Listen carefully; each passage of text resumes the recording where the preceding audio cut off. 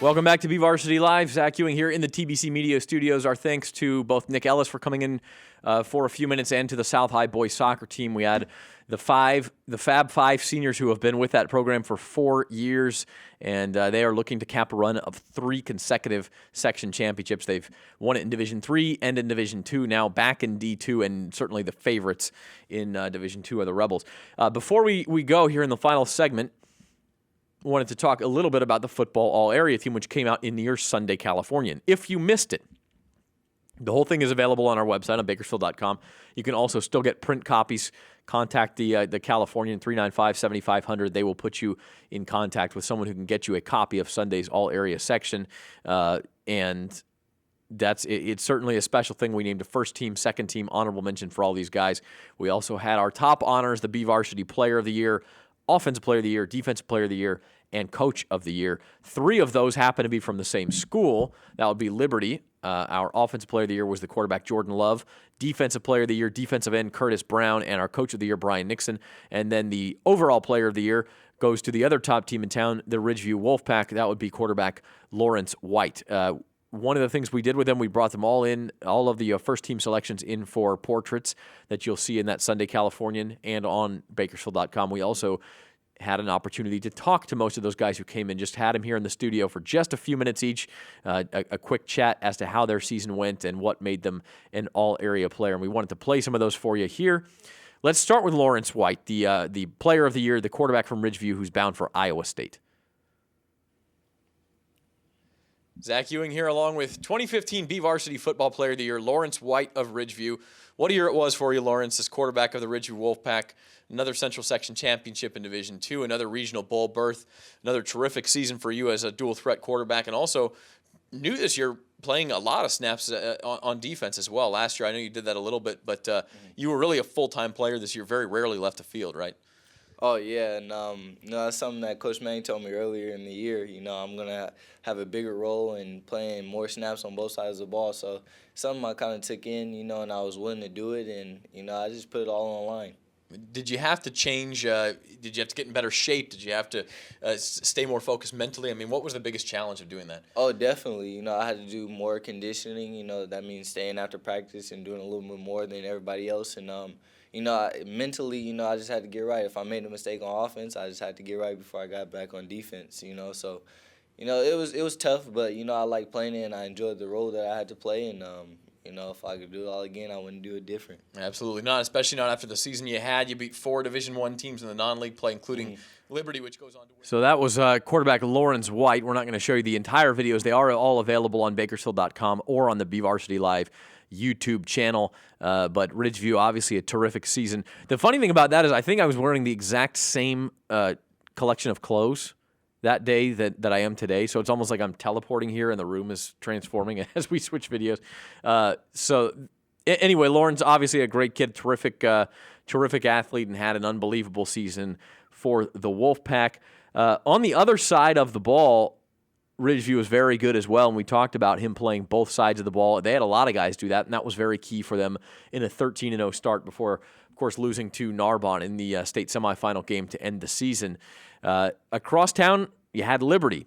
Liberty lost to Ridgeview early in the season without Jordan Love, and had he played, maybe the game turns out differently, maybe it doesn't, but the fact of the matter is they were obviously a different team when Jordan Love got healthy and got better, got going, won 5 straight league games, scoring 40 points in all of them. They ripped through the playoffs. They beat Clovis 56-21. Jordan Love, huge days in both the semifinals, section semifinals against Bullard, and the section championship against Clovis High. He was our Offensive Player of the Year, and sitting down with him last week before the all-area section came out was our own Trevor Horn, good back and all. So here's that video. All righty, now we're with the BVarsity All-Area Offensive Player of the Year, Jordan Love, senior, out of Liberty. It's actually January 6th as we're doing this, and we're bringing Jordan in early because, Jordan, by the time everybody sees this, you'll already be at Utah State as a student athlete. Yep. For you, kind of, rounding out knowing that football ended so late for you guys, then you graduated, and now here you are already off to college. Just talk about how this transition's been for you. It's actually been a fun transition, just going straight from playing high school football, and then 2 weeks later you're done with high school completely, and another 2 weeks later you're going to college. So I mean, it's been fast, a real fast transition, but at the same time it's been fun. It's a great opportunity right now, so I'm enjoying it. For you guys, obviously started out 1-3, but you guys had that tough schedule against Ridgeview, against Mission Viejo, against Cathedral Catholic. But you guys rebounded and did what you had to do. You won the section title. Bryan Nixon's first as a head coach in 6 tries. What did that mean for you guys to get that win? It meant everything for us to win that section championship. It's what we worked for the whole year. I mean, we've been working for it. Speaks a lot about our team, our coaches, just the hard work we've been putting in all year, and then just to finish it off like that, it's a great feeling. And a lot of teams work for it, but we got it, so it's just a great feeling. And for you personally, great players do great things at the end of the year. Your 2 best games probably were against Bullard and then Clovis in the semifinals and the finals for the section championship. For you, does that kind of solidify yourself knowing that you came into this? You didn't start until the 3rd game of the season last year. Mm-hmm. You got that offer. You committed during the off season, and now here you are finished and ready to go. Did that kind of solidify it for you that you did everything you needed to do in your college career or high school career before you go to college? Yeah, it was great, especially those last 2 games. I guess I did pretty good, but it solidified it a lot just knowing that, I think I had a pretty good high school career. Came in late, but I still did a lot of things. Our team just helped out so much, but I think it solidified it. All right, Jordan, now that you're off and running, if you could look back. It's Jordan Love, the Liberty quarterback and the All-Area Offensive Player of the Year for the BVarsity All-Area team. And that's a common theme you're going to hear as we talk to Liberty here. They were 1-3. They were expected to be really good in the first half of the season. Quite frankly, they weren't. They get beat by Mission Viejo, which is an unbelievably good team. Ended up winning a state championship, undefeated season. So no shame in that. Then lost Jordan for a game and lost to Ridgeview. Came back, beat Buchanan, then lost a game against Central. And by that I mean they didn't lose it. They lost the chance to play it because of air quality issues in the Fresno area with forest fires, and then lost again. And probably the worst loss of all was to Cathedral Catholic out of San Diego with 8 turnovers. But they did not lose again until the heartbreaker in the state semifinals against Del Oro, and that was really the story of Liberty's season, is they got it turned around. Jordan Love did that on the offensive side of the ball. And what a throwback that was, by the way. We saw Jordan Love in a high school football uniform, which no longer happens, and we saw Trevor Horn sitting upright, which no longer happens because of the back issue. So, that was really a throwback there, and that's for you, Trevor. I know you may be asleep by now, but I love you, buddy. Kurtis Brown was the star on the other side of the ball, and everybody knew Chris Barnes' name for Liberty, and he was an all-area linebacker and did just fine himself, and he's headed off to UCLA. But the breakout star of the season for Liberty and the guy who really blew up opposing offenses was Kurtis Brown. He's just a junior, but already getting plenty of Division I attention, and here is he speaking about winning Defensive Player of the Year. Zach Ewing here with Kurtis Brown. He's our BVarsity Defensive Player of the Year for 2015. And what a player he was, what a season he had. Kurtis, you went from a sophomore with a lot of potential who made some plays to being an every down dominant defensive lineman as a junior. How did you make that transformation? Really in the offseason, just taking the weight room real serious, then going to these camps and learning all the technique to be a great defensive lineman. Was there a moment you felt when it was starting to pay off and you got out on the field? I mean, maybe it happened right away where you realized, hey, I can be a star player. Yeah, my sophomore year, I'll admit, I wasn't the greatest on the pass rush. And then coming into the junior year, Mission Viejo, I felt like, all right, the technique's really paying off and getting off the ball fast. And you guys had that loss against Mission Viejo. Actually started out the season 1-3, but then rebounded and obviously ended in the right way with that victory over Clovis for the section championship. What changed? I know the opponents were tough at the beginning of the year, and that was part of it. But obviously something clicked with you guys. What could you put your finger on what that was? Yeah, going into the season, we had a lot of expectations, being one of the top teams in the state, but going 1-3 kind of changed our perspective, saying we need to work harder, go out there and get off that pedestal we were on and go play. What do you remember from the championship game? 56-21 victory over Clovis. There's a lot of good things to remember, but what's going to stick out in your mind?